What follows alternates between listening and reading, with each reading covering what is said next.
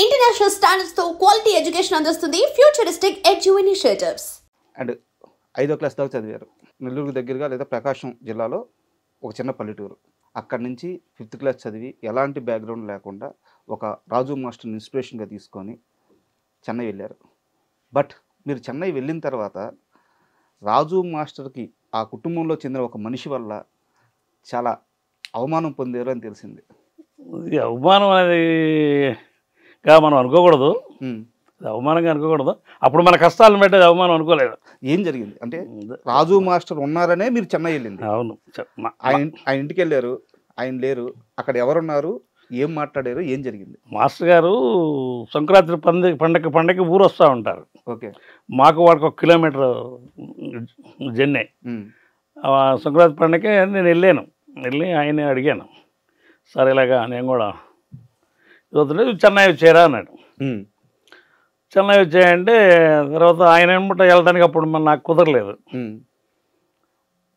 తర్వాత తనమ్ముడు తర్వాత వెళ్ళాను, ఒక 10 డేస్కి వెళ్ళాను. నేను వెళ్ళేటప్పటికి ఆయన అవుట్డోర్ వెళ్ళి ఉన్నాడు, ఆయన బంగ్లాదేశ్ వెళ్ళి ఉన్నాడు అవుట్డోర్.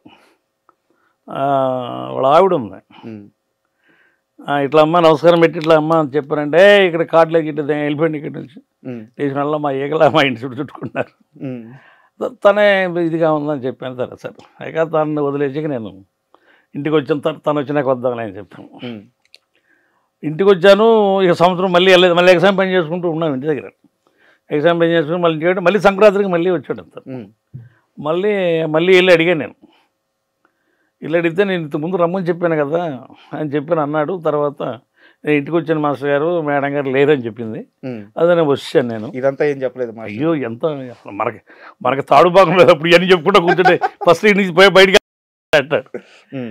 ఆ తర్వాత ఆయన్ని మళ్ళీ అడిగితే మళ్ళీ వచ్చే అన్నాడు. మళ్ళీ వెళ్ళేటప్పటికి ఆయన ఇక్కడ సనాల్ సైడ్ ఏటో మళ్ళీ షూటింగ్ వచ్చాడు ఆయన. ఓకే, మళ్ళీ కుదరలేదు. వినోద్ కుమార్ షూటింగ్ దీనికి వచ్చాడు ఆయన. మళ్ళీ ఏంటి పరిస్థితి అర్థం కాలేదు.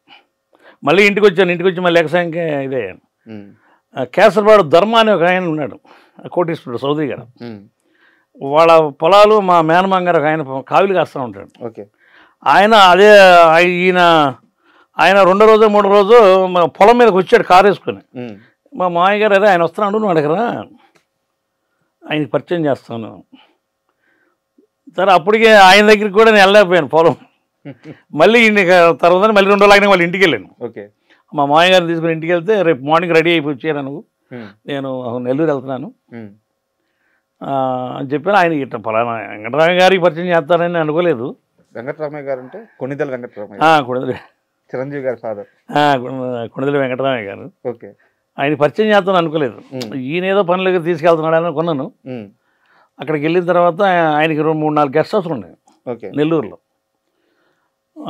అక్కడ నుంచి వాళ్ళ ఆ నైట్ అంతా ఉన్నాను అక్కడ, ఆయన దగ్గరే ఉన్నాను. ఎర్లీ మార్నింగ్ లేచి వెంకటరామయ్య గారి ఇంటికి వెళ్ళాను. వెళ్తే ఆయన వాళ్ళిద్దరికి మంచి సంబంధాలు, వాళ్ళకి తెలుసు బాగా. అంటే ఈయన సారే కాంటాడు నెల్లూరు. ఓకే, ఎవరు ధర్మ గారు నెల్లూరు అంతా సారే కాంటాడు. సారు వెంకటరామయ్య గారు ఎస్ఐ కదా, ఎస్ఐ. అవునవును. దాని మీద వాళ్ళు ఏదో మాడుకున్నారు, చాలాసేపు కూర్చొని మాకు మళ్ళీ అక్కడ కాఫీ తెచ్చిచ్చింది మేడం గారు, అందరం దాన్ని 3 కలిసి తాగాం. తర్వాత ఒక లేఖ ఒకటి రాసిచ్చాడు ఆయన, ఒక లెటర్ ఒకటి రాసిచ్చాడు చిరంజీవి నాన్నగారు, చిరంజీవి గారి నాన్నగారు. ఇది తీసుకెళ్ళి నాగబాబుకి అన్నాడు. ఓకే, తీసుకెళ్ళి చీని మళ్ళీ చెన్నై వెళ్ళిపోయాను. అటు నుంచి చెన్నై వెళ్ళాను, నెల్లూరు నుంచి వెళ్తే పవన్ కళ్యాణ్ గారు ఉన్నారు గేటు దగ్గర. అక్కడ అమ్మాయి ఇక్కడ అమ్మాయి షూటింగ్ 1 రోజు 2 రోజులు చేసి ఉన్నారు, ఉన్నాడు గేటు దగ్గరే ఉన్నాడు. ఇంకా మూవీ రిలీజ్ అవ్వాలా, పవన్ కళ్యాణ్ గారు హీరో అవ్వాలా? అకాల హీరో వాళ్ళు అంటే స్టార్ట్ చేశారు, సినిమా స్టార్ట్ చేశారు. ఓకే, తనకిస్తే తన సింపి చదివి ఇది ఇక్కడ లేడు నాగబాబు, 3 మనగాళ్ళు హైదరాబాద్లో అపోలో హాస్పిటల్ దగ్గర దొరుకుతుంది, అక్కడికి వెళ్ళండి అన్నాడు. మళ్ళీ ఇక నాకు ఛార్జీకి కూడా డబ్బులు 2-3 ఈ వారం అంతా తిరిగాను కదా. సరే ఇక మళ్ళీ అట్లాగా తంటాలు పడతా వచ్చాను. మళ్ళీ ఇంటికి వచ్చి ఇంటికాడ మళ్ళీ మా నాన్నగారు ఏంది నీకు, నువ్వు నల్లగా ఉంటావు, నిన్ను ఎవడ పెట్టుకుంటారు సినిమా ఫీల్డ్లో, నీకు ఏం తెలుసు అసలు సినిమా బిల్లు అంటే ఒక తెల్లగా ఉండాలి, మంచి ఇది ఉండాలి అంటే. సార్ నేనేమనుకున్నా అంటే రాజమోహన్ నల్లగానే ఉండేవాడు కదా, ఆయన నల్లగానే ఉండేవాడు కదా, ఆయన చూస్తే ఆయన కూడా ఇంచుమించు అలాగే ఉంటుంది. మీ ఊర్లో మీరు చూస్తున్నప్పుడే ఆయన స్టార్ అయ్యారు. మన కళ్ళ ముందు స్టార్ అయిపోయాడు. అట్లా అనుకునేవాడు నేను. తర్వాత మళ్ళీ ఏదో కాసిన డబ్బులు తీసుకొని మళ్ళీ చిన్న హైదరాబాద్కి వచ్చి, హైదరాబాద్ నాకు అసలు ఏం తెలియదు. హైదరాబాద్ అంటుంటారు తప్ప నాకు అసలు ఏం తెలియదు. ఆ ట్రైన్ ఎక్కాను, ట్రైన్లో ఒక ఇద్దరు పరిచయం అయ్యారు హైదరాబాద్లో, దిల్సుఖ్ నగర్ ఏరియా వాళ్ళది. వాళ్ళు చెప్పాను వాళ్ళకి, నా పక్కనే కూర్చొని వాళ్ళకి చెప్పాను, నాకు ఇట్లా తెలియదు అంటే, నువ్వు చిరంజీవి గారి దగ్గరికి వెళ్తున్నావా, చిరంజీవి గారు అంటే ఏమనుకుంటున్నావు, నువ్వు తెలుసా చిరంజీవి అని అంటే ఏమని చెబుతున్నారు వాళ్ళు, అనుకుంటున్నారు వాళ్ళు. సార్ నా ఎమ్మట రండి, నాకు అపోలో హాస్పిటల్ చూపించండి అని చెప్పిన వాళ్ళని తీసుకొచ్చి అపోలో హాస్పిటల్ కాడికి ఆటోలో నేరుగా ఆటోలో వెళ్తే మా ముగ్గురికి వాళ్ళిద్దరికీ నాకు కూడా ఆయన నాగబాబు గారు మొన్న టిఫిన్ పొద్దునే వెళ్ళేసి పొద్దుగే వెళ్ళిపోయాం కదా, అంటే టిఫిన్ పెట్టించాడు. టిఫిన్ పెట్టినాక వాళ్ళు సినిమా షూటింగ్ చూడడానికి వాళ్ళు అటు వెళ్ళారు. నాగబాబు గారితో కాసేపు మాట్లాడాను. కృష్ణానగర్లో యూనియన్ ఆఫీస్ ఏదో పెట్టారట్టుకుందరా తెలియదు నాకు. అక్కడికి వెళ్ళు, నేను చెన్నైలో తీసుకుంటావా ఇక్కడ తీసుకుంటావు అన్నాడు. ఆయన అడిగాడు కార్డు మీరు ఎక్కడుంటే నేను ఎక్కడ ఉంటాను సార్ అంటే, మీరు ఇక్కడే ఉన్నారు కానీ మేము ఇక్కడే సెటిల్ అయిపోతున్నాం ఇక్కడ అన్నాడు ఆయన. ఇక్కడే హైదరాబాదే అదే, నేను కూడా ఇక్కడ తీసుకుంటాను సార్ అంటే, కిందకి వెళ్ళి డౌన్లో వెళ్ళి ఆ కృష్ణానగర్లో ఒక చిన్న షట్టర్లో ఉంటుంది ఆఫీసు, అక్కడి నుంచి ఎవరన్నా తీసుకుంటా అక్కడి నుంచి. అప్పుడు ఉంగరాజు చేయని ఇద్దరు ముగ్గురు ఉన్నారు అక్కడ, టైగర్ అప్పారావు వాళ్ళు వాళ్ళని తీసుకొని వెళ్ళాను.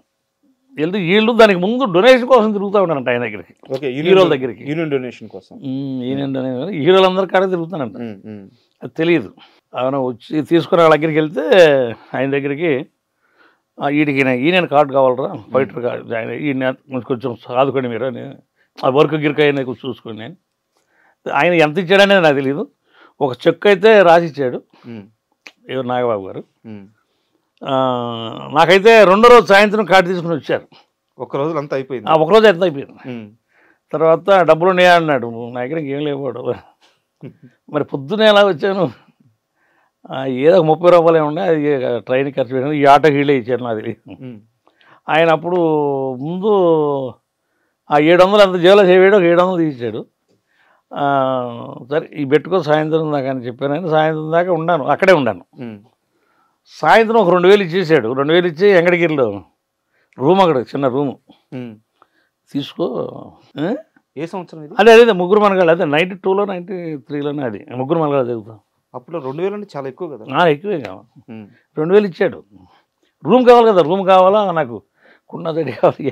మీ ముక్కు మొహం తెలియదు, మీతో బంధుత్వం లేదు. ధర్మా గారు వచ్చారండి, కేవలం వాళ్ళ నాన్నగారు ఒక లెటర్ పంపించారని చెప్పి నాన్న మాట పోకూడదు, వాళ్ళ నాన్నగారి మాట. సూపర్. ధర్మా గారు వచ్చారు కదా, ఎవరు పంపించారు నిన్న అక్కడికి నాన్నగారి దగ్గరికి అంటే, ధర్మా గారు వచ్చారు కదా. ధర్మగారు అంటే అప్పట్లో ఆ చుట్టుపక్కలంతా 200-300 ఎకరాల పొలాలు ఉన్నాయి. ఓకే, ధర్మగారు పంపించిన వాటికి అందరికీ కొంచెం ఇదే. అయినా ఆయన ఏంటో నాకు తెలియదు, నేనేంటో తనకు తెలియదు పాపం. ఆ వెంకటగిరిలో ఒక చిన్న రూమ్ తీసుకున్నాను, 300 కిరాయి.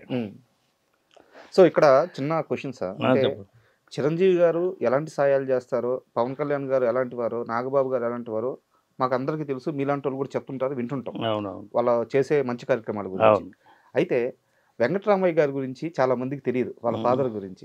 మీరు ఆయన్ని ప్రత్యక్షంగా చూసిన మనిషి. నేను చూశాను. సో ఆయన ఎలా ఉండేవారు సాటి మనుషులతో కానీ, మీరు వెళ్ళి కలిసినప్పుడు కానీ అసలు ఎలా మాట్లాడారు, ఎలా రిసీవ్ చేసుకున్నారు? చాలా మంచిగా మాట్లాడతాడు ఆయన, మంచిగా మాట్లాడు. కొంచెం కాఫీ టీ తాగినా బయటికి పోనాడు ఆయన, మంచి మనస్తత్వం.